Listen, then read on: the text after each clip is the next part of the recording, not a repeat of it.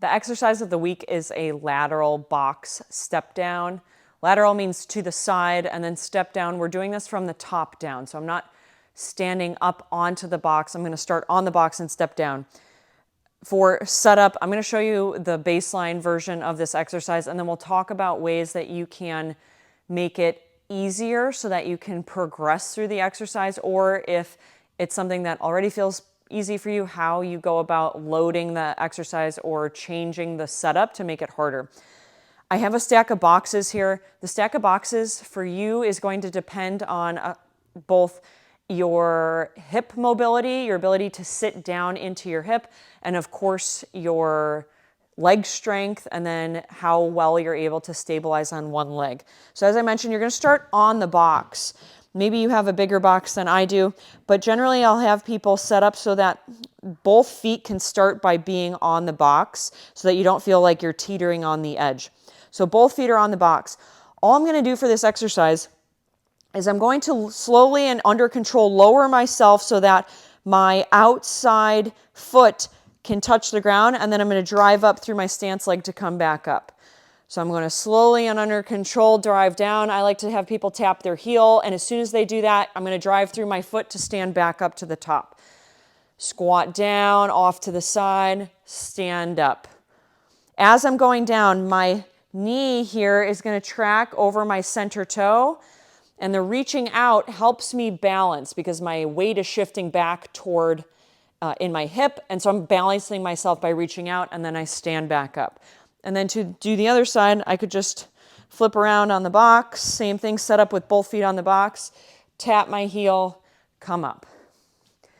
So in terms of setup, this box height for me is somewhat challenging already. It really gets me down into sitting into my hip pretty deep.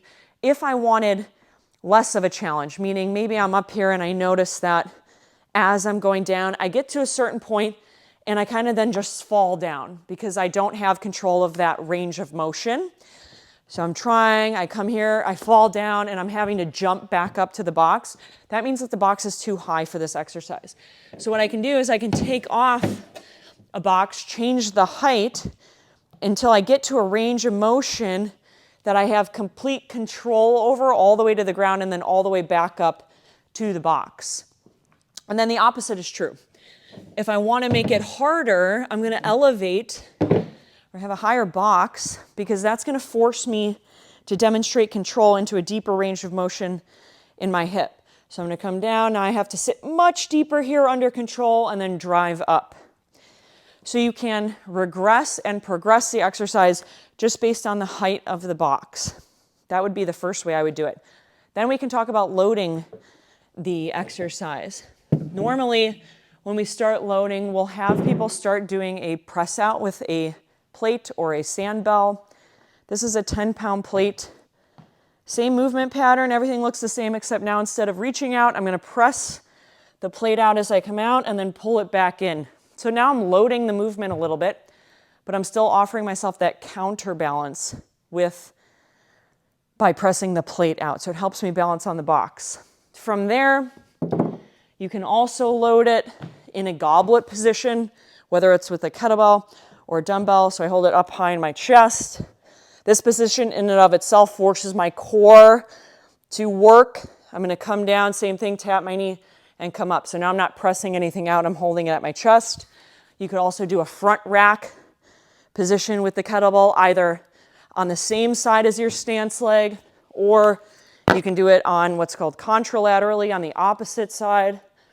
I could even get 2 kettlebells and really load up the weight here. So those are ways to progress it. Oh, I'm working hard here. How do I make it easier? So again, one way is to lower the height of the box to a point where you can control yourself all the way down and all the way back up. Another way is you can assist the pattern. So maybe I set up next to a rack, or maybe I can hold on to some TRX straps in front of me. Something that's going to help me stabilize here at the top. And I have support now on the rack. I tap my heel and come up, still focusing on letting my stance leg do all the work. That is a lateral box step down.